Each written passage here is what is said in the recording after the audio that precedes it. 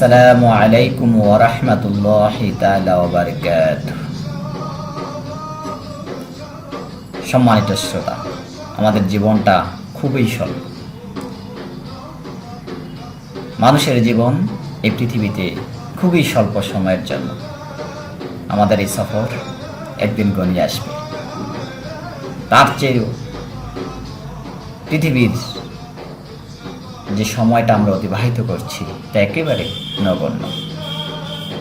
আর আমাদের এই পৃথিবীর সুন্দর শস্য শ্যামল এই পৃথিবীটাও একদিন বিলুপ্ত হয়ে যাবে। তা খুব সন্নিকটে, খুব দূরে নয়। কি মনে হচ্ছে কিয়ামত কি অনেক দূরে? না, কিয়ামত আমাদের অতি সন্নিকটে। আমরা এখন দাজ্জালের পদধ্বনি শুনতে পাচ্ছি। পৃথিবী এখন তৃতীয় বিশ্বযুদ্ধের দ্বার প্রান্তে দাঁড়িয়ে আছে, তারপরও নেই আমাদের কোনো হুঁশ। হায়রে মানব জাতি, কেন আমরা এত বেহুশ? দাজ্জালকে হত্যা করা হবে ইহুদিদের দেশে সাদা শ্বেত পাহাড়ের বিশাল গেটের নিচে। খোঁজ নিয়ে জানা গেছে ইহুদিরা তা ইতিমধ্যে নির্মাণ করে ফেলেছে। তেল আবিব থেকে প্রায় 15 কিলোমিটার দূরে সেই গেট ইতিমধ্যে নির্মাণ করা হয়ে গেছে।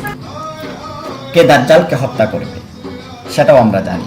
হযরত ঈসা আলাইহিস সালাম তিনি আকাশ থেকে 2 ফেরেশতার কাঁধে বর করে সিরিয়ার দামেস্ক শহরের এক বিশাল মসজিদের সাদা মিনারে এসে নামবেন।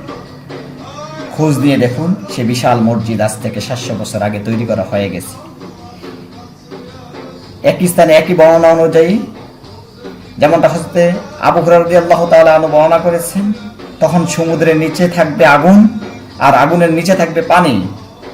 শুনতে আজব লাগছে, তাই না? কিন্তু সত্যি তাই। আজ দেখুন প্রশান্ত মহাসাগরের বিভিন্ন স্থানে পানির নিচে আগুন দাউ দাউ করে জ্বলছে, আগুন বেরিয়ে যাচ্ছে, আগুনের ফুলকা বেরিয়ে যাচ্ছে। তখন আরব দেশে বরফ জমতে থাকবে। গত 2 বছর ধরে সেটাই হচ্ছে। আরব দেশে প্রচণ্ড বৃষ্টি হচ্ছে। ইউরোপের বিভিন্ন শীত প্রধান দেশের মধ্যে সেখানে শীত হচ্ছে। ইরাক এবং সিরিয়ার মধ্যবর্তী ফুরাত নদী শুকিয়ে যাবে। সেখানে বিশাল এক স্বর্ণের পাহাড়ে ভেসে উঠবে। সেটাকে নিয়ে নিজেদের করারটা আনার জন্য বিশ্বের পরাক্রমশালী শক্তিগুলোর মধ্যে এক ভিন্ন প্রতিযোগিতা সৃষ্টি হবে। অস্ত্রের ঝনঝনানিতে, পারমাণবিক শক্তির প্রকম্পে পৃথিবী তখন কালো ছায়া নেমে আসবে। ফোরাত নদীর প্রায় 95 পাশ ইতিমধ্যে শুকিয়ে গেছে। বিভিন্ন দেশের আর্মিরা সেই জায়গাটা ঘিরে রেখেছে। এর আগে ইমাম মেহেদী আসবেন, যার নাম হবে মুহাম্মদ, পিতার নাম হবে আব্দুল্লাহ, মাতার নাম হবে আমেনা। বর্ণিত আছে ইমাম মাহদী যেদিন আত্মপ্রকাশ করবেন সেদিন হবে শুক্রবার, 15 রমজান। আশ্চর্য বিষয় হলো 2010 সাল থেকে মক্কার প্রতিটি 15 রমজান হচ্ছে শুক্রবার। এবং ক্যালেন্ডার দেখলে আপনি এক্ষুনি জানতে পারবেন আগামী 2024 সাল পর্যন্ত প্রতিটি 15 রমজান হবে শুক্রবার।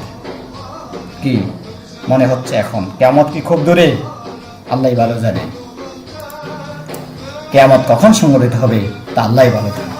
তবে আমরা দাজ্জালের ফিতনা থেকে সব সময় পানাহা চাই।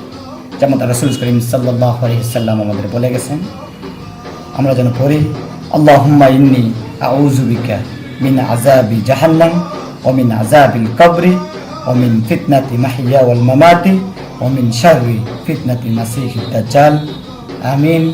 আসসালামু আলাইকুম ওয়া রাহমাতুল্লাহি তাআলা ওয়া বারাকাতুহু।